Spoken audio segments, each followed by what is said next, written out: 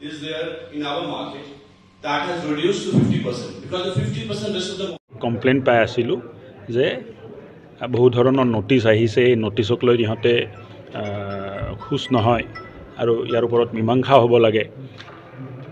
চ' মাজত ইলেকশ্যন লাগি গ'ল। ইলেকশ্যন শেষ হোৱাৰ লগে লগে মুখ্যমন্ত্ৰী ডাঙৰীয়াই কেবিনেটত এটা কেবিনেট চাব কমিটি পাতি ফাইনেন্স মিনিষ্টাৰ বাইদেউ আৰু মোক দায়িত্ব দিলে যে 6টা চেণ্টাৰত অসমত যায়, বাণিজ্য কেন্দ্ৰত যায়, আমি সকলো ক্ষুদ্ৰ ব্যৱসায়ীৰ লগত কথা পাতি বুজ ল'ব লাগে যে তেখেতসকলৰ অসুবিধা কি আৰু আমাৰ ৰিকমেণ্ডেশ্যন আৰু যিখিনি অসুবিধা আছে তাৰ ওপৰত আমি মীমাংসা কৰি এটা প্ৰস্তাৱ কেবিনেটত দিব লাগে আৰু কেবিনেটে তাৰ ওপৰত সিদ্ধান্ত ল'ব।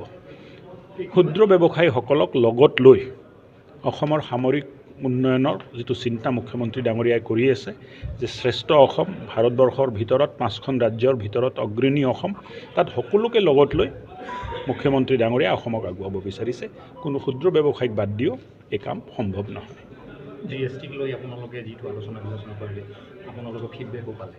ফিডবেকত এটা কথা উল্লেখ কৰিছে ব্যৱসায়ী মহলৰ যে এটা ছফ্টৱেৰত আউটডেটেড বা সেইটো ছফ্টৱেৰ কাম কৰা সেইটো আপোনালোকে ইন্ট্ৰডিউচ কৰাৰ আগত মন কৰা নাছিলে নেকি? নহয়, ছফ্টৱেৰ এটা আহিছে, বহুত ষ্টেটত লগাইছে, কি অসুবিধা আছে আমি সংজ্ঞান লৈ আছোঁ আৰু এটা মীমাংসা হ'ব তাৰ ওপৰত। তেনেকুৱা নহয় যে সমস্যা আছে, সমস্যাই হৈ থাকিব।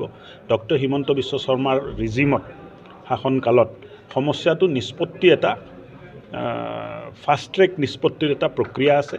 সমস্যা আহিছে, তেখেত ইমিডিয়েটলি কেবিনেটত লৈছে, চাব কমিটি বনাইছে আৰু আমি যোৱাকালি গুৱাহাটীত মিটিং কৰিলোঁ, আজি ইয়াত মিটিং কৰি আছোঁ আৰু মই ভাবোঁ যে 6টা চেণ্টাৰত আমি 5 তাৰিখ 6 তাৰিখৰ ভিতৰত সকলোতে মিটিং শেষ কৰি 12-14 তাৰিখৰ ভিতৰত আমাৰ ৰিকমেণ্ডেশ্যন আমি কেবিনেটত দি দিব পাৰিম। টেক্সৰ কালেকশ্যন কেনেকুৱা আছে? টেক্সৰ কালেকশ্যন অসমতো বৃদ্ধি পাইছে আৰু ভাল কালেকশ্যন অসমত হৈ আছে।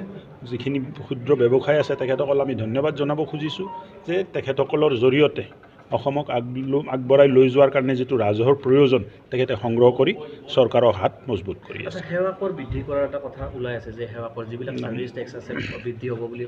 কেনেকৈ বৃদ্ধি হ'ব? এইটোতো ছাৰ্ভিচ টেক্সটোতো GST কাউন্সিলেহে বৃদ্ধি কৰিব পাৰে, অসম চৰকাৰেতো বৃদ্ধি কৰিব নোৱাৰে।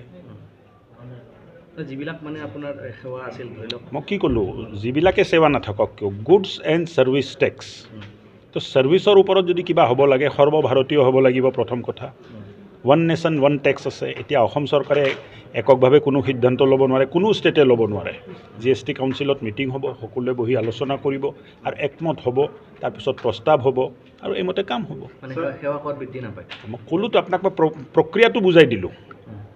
যদি বৃদ্ধি পায় GST কাউন্সিলত যাব লাগিব, সকলোৱে গোটেই ষ্টেটে বহিব লাগিব, আলোচনা হ'ব, তাৰপিছত কমাব লাগে বঢ়াব লাগে তাৰ সিদ্ধান্ত GST কাউন্সিলে কৰিব। অসম চৰকাৰে এই ক্ষেত্ৰত কোনো সিদ্ধান্ত কৰিব নোৱাৰে।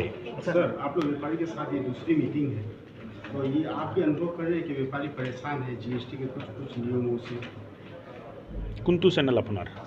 आज तक আজ তাক ৰ'বা, এইটো প্ৰথম ইহঁতক দি লওঁ, তাৰপিছত আপোনাক ক'ম। আচ্ছা, আৰু এটা কথা যে আমি কিছুদিন ধৰি দেখিছোঁ যে অসমৰ বিভিন্ন প্ৰান্তত হিংসাত্মক ঘটনা সংঘটিত হৈছে। বঙাইগাঁৱতো হিংসাত্মক ঘটনা সংঘটিত হৈছে। এগৰাকী ব্যক্তিক দিন দুপৰতে, তেখেত পঞ্চায়ত সচিব আছিল, দিন দুপৰতে গুলীয়াই হত্যা কৰা হৈছে।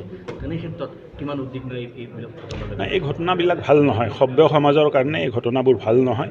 পুলিচে কঠোৰ হাতৰে এই ঘটনাবোৰ কৰা মানুহৰ ওপৰত এই ঘটনাবোৰ দমন কৰা হ'ব। কোনো ধৰণৰ আইন শৃংখলা কোনো নিজৰ হাতত ল'ব নোৱাৰে, কোনো এই ধৰণৰ অপ্ৰীতিকৰ ঘটনা ঘটাব নোৱাৰে। কিন্তু মই দেখি আছোঁ মোৰ সমষ্টিটো এটা ঘৰখনৰ কাণ্ড হৈছে। যোৱা ইলেকশ্যন ৰিজাল্ট দিয়াৰ পিছতে হিন্দু সমাজৰ জীয়ৰী আৰু বোৱাৰীৰ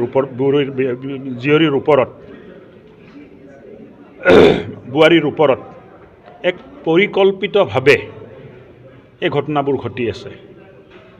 গোৱালপাৰা হওক, লখিমপুৰ হওক, মাজবাট হওক, ঢেকীয়াজুলি হওক, আজিও ঠেলামাৰাত এটা কাণ্ড কৰাৰ চেষ্টা কৰা হৈছিলে, কিন্তু সফল নহ'ল, ৰাইজে ধৰি ল'লে।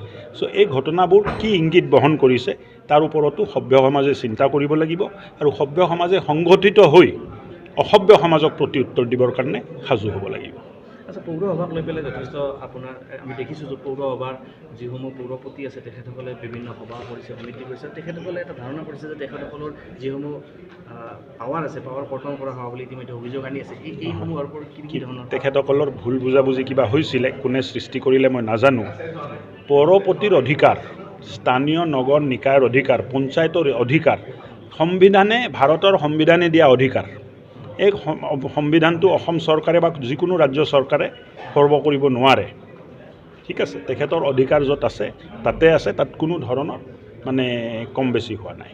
তেখেতসকলৰ লগত আমাৰ আলোচনা হ'ল, কেইবালানি আলোচনা হ'ল, আমি বুজালোঁ, তেখেতে বুজি পালে, এতিয়া কোনো সমস্যা নাই বুলি মই ক'ব খুজিছোঁ। গুৱাহাটীৰ বানপানীৰ সমস্যাটোক লৈ পেলাই কিবা ক'ব নেকি? এইবাৰো বানপানী হৈছে। নতুন নতুন অঞ্চলত এবাৰ দেখা গ'ল যে বানপানী হৈছে। যোৱা বছৰ য'ত হৈছিলে তাৰ পৰা বানপানী বেলেগ বেলেগ এৰিয়াত শ্বিফ্ট কৰিছে।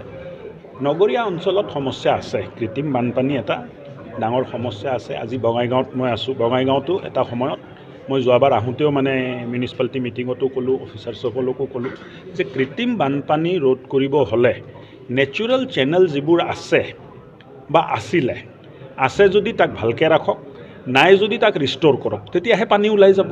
বৰষুণ দিলে পানী ওলাই যোৱা বাটটো মুকলি হ'ব লাগিব, নহ'লে পানী ওলাব কেনেকৈ? এতিয়া বাটবিলাক আমি মুকলি কৰি নিদিওঁ, ইনক্ৰ'চমেণ্ট হ'ল, মানুহে জাবৰ জোঁথৰ পেলাই এইটো বন্ধ কৰে। তথাপিও গুৱাহাটীত ৰাইজ মানে এতিয়া সজাগ হৈছে, বহুতখিনি আমি সহযোগ পাই আছোঁ, আৰু ৰাইজৰ সহযোগত আৰু কঠিন পৰিশ্ৰমেৰে আমি এই সমস্যাবোৰ নিৰ্মূল কৰিব পাৰিম বুলি মই আশ্বাস দিব খুজিছোঁ। और उसके बाद वो सेटलमेंट होता है, कितना रुपया में होता है सेटलमेंट? जब तक रियल में गवर्नमेंट का पैसा बाकी है तो वो 2 लाख रुपया क्यों नहीं पेमेंट हुआ, और 2 लाख रुपया पेमेंट क्यों नहीं हुआ, वो जाकर के ऑफिस में सेटलमेंट